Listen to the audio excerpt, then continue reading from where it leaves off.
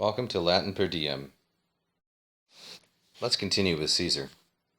Horum omnium fortissimi sunt Belgae, propterea quod, occultu atque humanitate provinciae longissima absunt, minimeque ad eos mercatores saepa comeant atque, ea quae ad effeminandos animos pertinent important, proximique sunt Germanis qui trans Rhenum incolunt, quibuscum continenter bellum gerunt.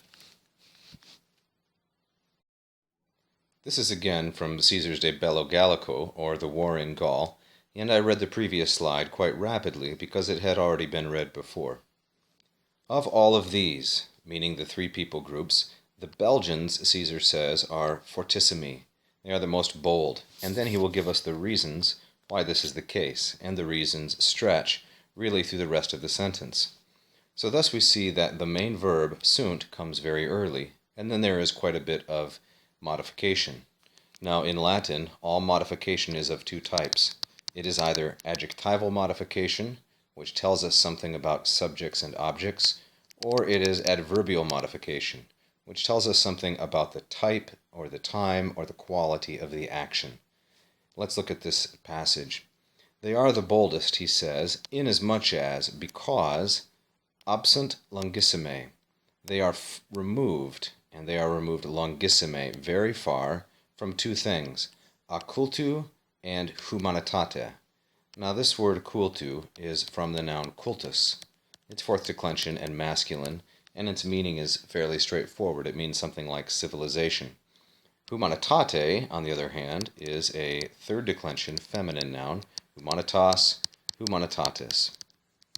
Its translation and understanding is a little more complicated. Humanitas is a very comprehensive word. It can mean everything from literature to good manners to high birth and proper breeding and so forth. It's quite a comprehensive term.